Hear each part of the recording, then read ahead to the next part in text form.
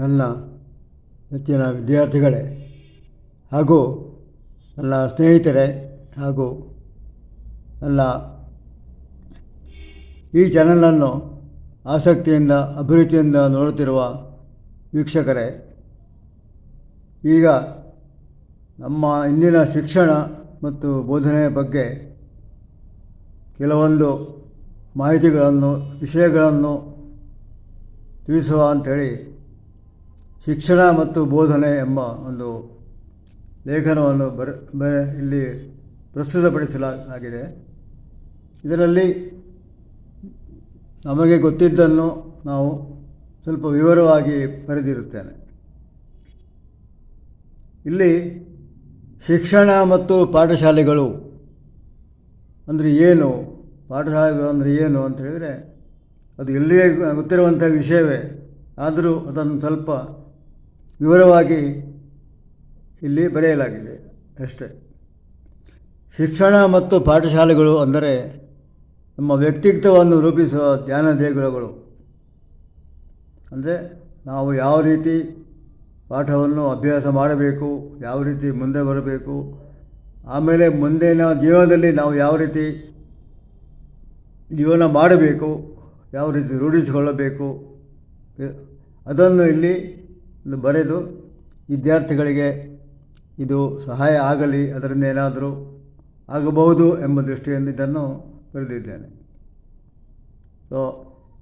ಇದರೊಂದಿಗೆ ನಮ್ಮ ದೇಶದ ಮಕ್ಕಳನ್ನು ಸತ್ಪ್ರಜೆಗಳನ್ನಾಗಿ ಮಾಡಲು ಪ್ರೋತ್ಸಾಹಿಸುವ, ಬೆಂಬಲಿಸುವ, ಉತ್ತೇಜನ ನೀಡುವ ಉತ್ತಮ ಶ್ರೇಷ್ಠ ವಿದ್ಯಾಸಂಸ್ಥೆಗಳು.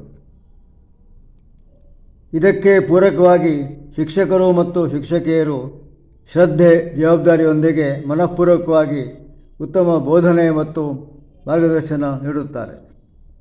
ಇದಕ್ಕೆ ಅವರು ತಮ್ಮಲ್ಲಿರುವ ಜಾಣ್ಮೆ, ಕೌಶಲ್ಯ, ಚತುರತೆಯಿಂದ ಮಕ್ಕಳ ಅಭಿವೃದ್ಧಿಗಾಗಿ, ಶ್ರೇಯೋಭಿವೃದ್ಧಿಗಾಗಿ ಶ್ರಮಿಸುತ್ತಾರೆ.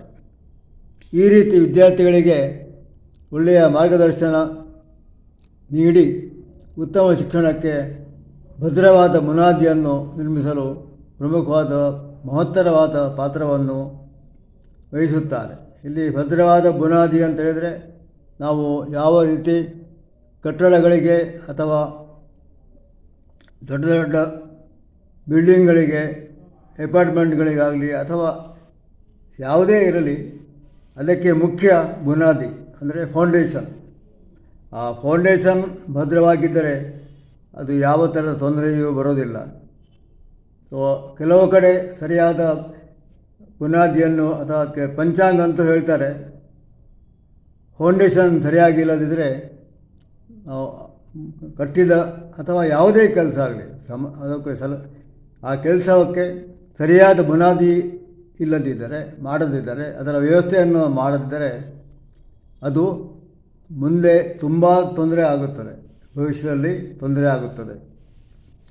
ಕೆಲವು ಕಡೆ ನಾವು ಕೇಳ್ತೇವೆ, ನೋಡ್ತೇವೆ, ಸರಿಯಾದ ಬುನಾದಿ ಇಲ್ಲದ, ಪಂಚಾಂಗ ಇಲ್ಲದ ಕೆಲವೊಂದು ದೊಡ್ಡ ದೊಡ್ಡ ಕಟ್ಟಡಗಳು ಬೀಳ್ತವೆ ಅಥವಾ ಕಟ್ಟುತ್ತಾ ಇರುವಾಗಲೂ ಅದು ತೊಂದರೆಯನ್ನು ನಾವು ನೋಡಿದ್ದೇವೆ. ಇದಕ್ಕೆ ಇಲ್ಲಿ ಬರೆದದ್ದು ಅದೇ ರೀತಿಯಲ್ಲಿ ಶಿಕ್ಷಣಕ್ಕೆ ಸಹ ಒಂದು ಭದ್ರವಾದ ಬುನಾದಿ ಸಿಕ್ಕಿದರೆ, ಅಂದರೆ ಫೌಂಡೇಶನ್ ಗಟ್ಟಿಯಾಗಿದ್ದರೆ ಗಟ್ಟಿ ಮಾಡಿಕೊಳ್ಳಬೇಕು. ಗಟ್ಟಿ ಮಾಡಿಕೊಳ್ಳಲು ಅದಕ್ಕೆ ಪೂರಕವಾಗಿ ಶಿಕ್ಷಕಿಯರು ಮಹತ್ತರವಾದ ಪಾತ್ರವನ್ನು ವಹಿಸುತ್ತಾರೆ. ಇಂದಿನ ಮಕ್ಕಳೇ ಮುಂದಿನ ಜನಾಂಗ. ಈ ಧ್ಯೇಯ ಪ್ರವೃತ್ತಿಯಿಂದ ಶಿಕ್ಷಣದೊಂದಿಗೆ ಉತ್ತಮ ಸಂಸ್ಕಾರದ ಮಹತ್ವವನ್ನು ಬೋಧಿಸುತ್ತಾರೆ. ಸಂಸ್ಕಾರವೆಂದರೆ ಏನು?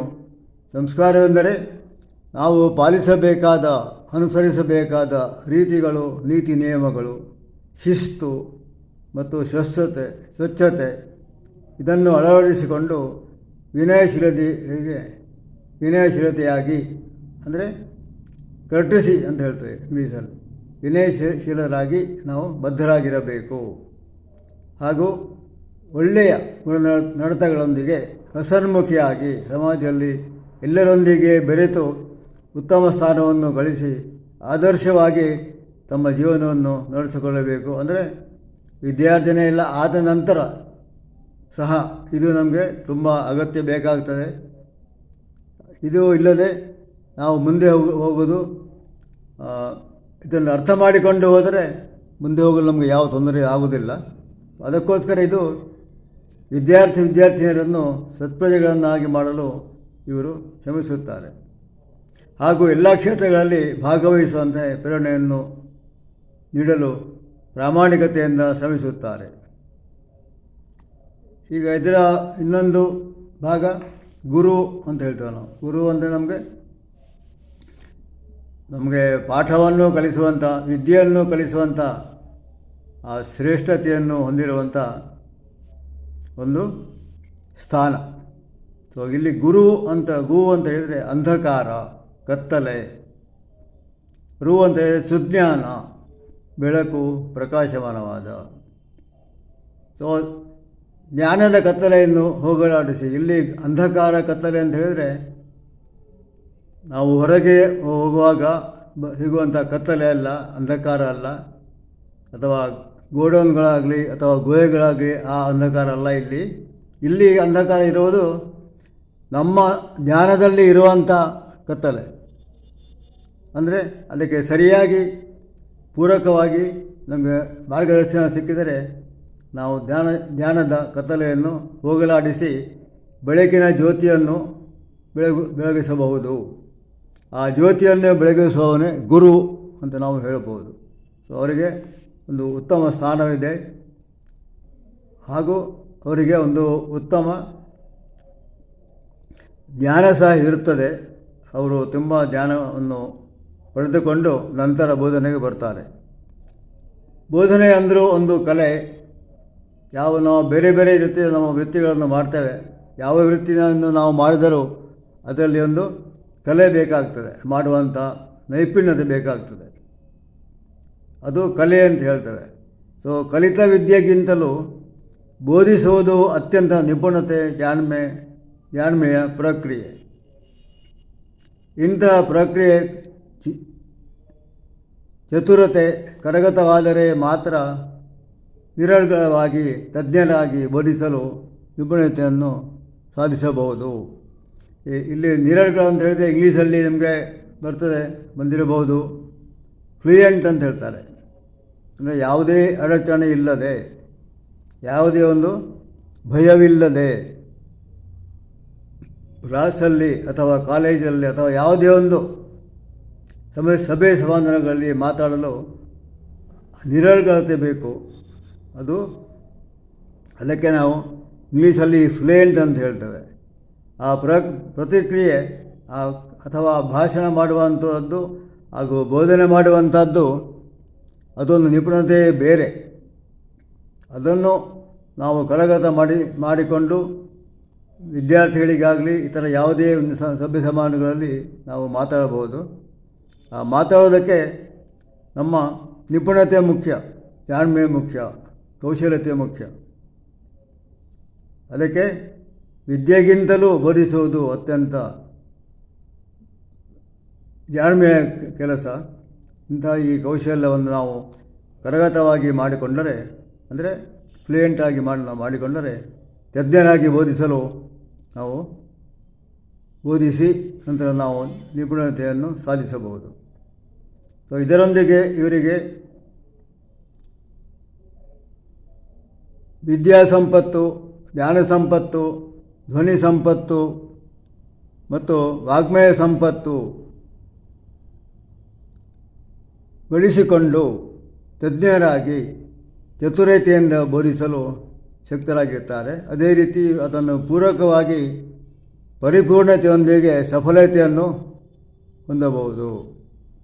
ಇದರಿಂದ ವಿದ್ಯಾರ್ಥಿನಿಯರ ಮನಗೆದ್ದು ಸವಿನೆನಪಿನೊಂದಿಗೆ ಅಜರಾಮರಾಗುತ್ತಾರೆ. ಶಿಕ್ಷಕರ ಬಂಧು ಬಳಗದವರ ಮುಂದಿನ ಭವಿಷ್ಯ ಉಜ್ವಲವಾಗಲಿ, ಹಾಗೆ ಅವರಿಗೆ ಒಳ್ಳೆಯದಾಗಲಿ. ಹಾಗೂ ಅವರು ಯಾವ ಬೋಧನೆಯನ್ನು ಮಾಡಿದರೂ, ಯಾವುದೇ ಟೈಪ್ ಇರಲಿ, ಹೈಸ್ಕೂಲ್ ಇರಲಿ, ಕಾಲೇಜ್ ಇರಲಿ, ಅಥವಾ ಮುಂದಿನ PhD ಇರಲಿ, ಅಂದರೆ ಕಾಲೇಜಿನ ನಂತರ ಕಲಿಸುವಂಥ ನಾವು ಅದಕ್ಕೆ MSc ಆದಮೇಲೆ PhD ಕಲಿಯಲು ಸಹಕಾರ ಮತ್ತು ಮಾರ್ಗದರ್ಶನವನ್ನು ನೀಡುವವರಿಗೆ, ಶಿಕ್ಷಕ ಬಂಧುವರ್ಗದವರಿಗೆ ಅವರ ಭವಿಷ್ಯ ಒಳ್ಳೆಯದಾಗಲಿ ಹಾಗೂ ಅವರಿಗೆ ನಾವು ಉತ್ತಮವಾಗಿ ಅವರ ಮುಂದಿನ ಜೀವನವು ಒಳ್ಳೆಯದಾಗಲಿ ಎಂದು ನಾವು ಆಶಿಸುತ್ತೇವೆ. ಸೊ ಇದರಲ್ಲಿ ಇನ್ನೊಂದು ಮುಖ್ಯವಾಗಿ ಅಂತ ಹೇಳೋದು, ತಜ್ಞರು ಅಂದರೆ ಬುದ್ಧಿವಂತರು ಮಾತ್ರ ಅಲ್ಲ, ಇಂಗ್ಲೀಷಲ್ಲಿ ಎಕ್ಸ್ಪರ್ಟ್ ಅಂತ ಹೇಳ್ತಾರೆ, ತಜ್ಞರು ಹೇಳ್ತೇವೆ. ನಾವೆಲ್ಲ ನೋಡ್ತೇವೆ, ಕೇಳ್ತೇವೆ, ರಾಜಕೀಯ ತಜ್ಞರು ಅಂತ ಹೇಳ್ತೇವೆ ಅಥವಾ ಆರ್ಥಿಕ ತಜ್ಞರು ಅಂತ ಹೇಳ್ತಾರೆ. ಅದೇ ರೀತಿ ಶಿಕ್ಷಣ ತಜ್ಞರು.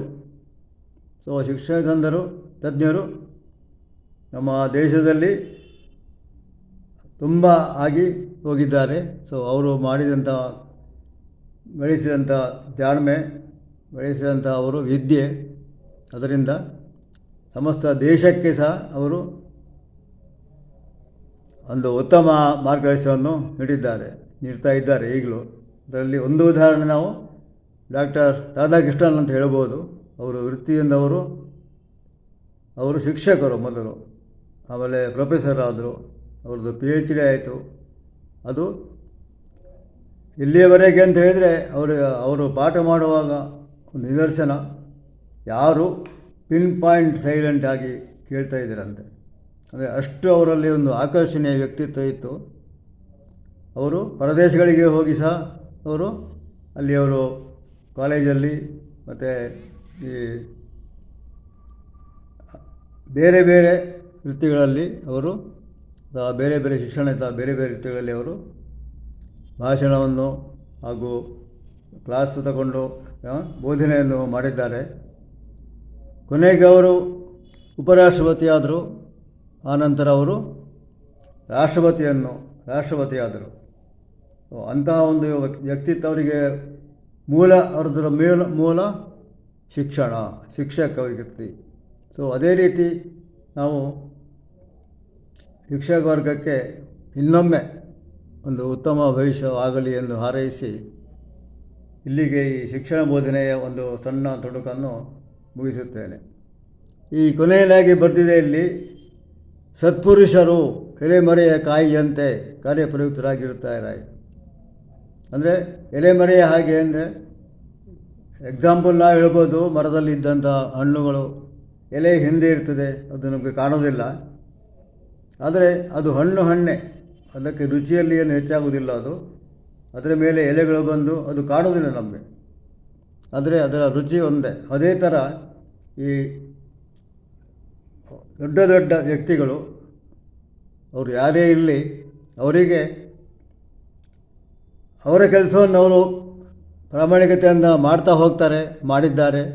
ಅವರಿಗೆ ಪ್ರಚಾರ ಬೇಡ. ಅವರು ಎಲೆಮರೆಯ ಕಾಯಿಯಂತೆ, ಅಂದರೆ ಕಾಣಿಸ್ಕೊಳ್ಬೇಕಂತಿಲ್ಲ ಅವರಿಗೆ ಮನಸ್ಸಲ್ಲಿ. ನಾನು ಮಾಡಿದ್ದೇನೆ, ನಾನು ಮಾಡ್ತೇನೆ, ಹೀಗೆ ಮಾಡಿದೆ ಅಥವಾ ಇಂಥದ್ದನ್ನು ಮಾಡಿದೆ ಎಂದು ಅವರಿಗೆ ಆ ಮನಸ್ಸಿಲ್ಲ. ಅವರಿಗೆ ಮನಸ್ಸಿರೋದು ಸಮಾಜದಲ್ಲಿ ಯಾರಿಗಾದರೂ ನನ್ನಿಂದ ಸಹಾಯ ಆಗಲಿ ಎಂಬ ದೃಷ್ಟಿಯಿಂದ ಅವರು, ಅದಕ್ಕೆ ನಾವು ಸತ್ಪುರುಷರು ಅಂತ ಹೇಳ್ತೇವೆ. ಹಾಗೆ ಈ ಸತ್ಪುರುಷರು, ಅವರಿಗೆ ಪ್ರಚಾರ ಬೇಡ ಅಥವಾ ಇನ್ನೊಬ್ಬರವರಿಗೆ ಹೊಗಳಬೇಕಂತಿಲ್ಲ. ಅವರಷ್ಟಕ್ಕೆ ತಮ್ಮ ಕೆಲಸವನ್ನು ಮಾಡ್ತಾ ಇರ್ತಾರೆ. ಅದಕ್ಕೆ ಇದು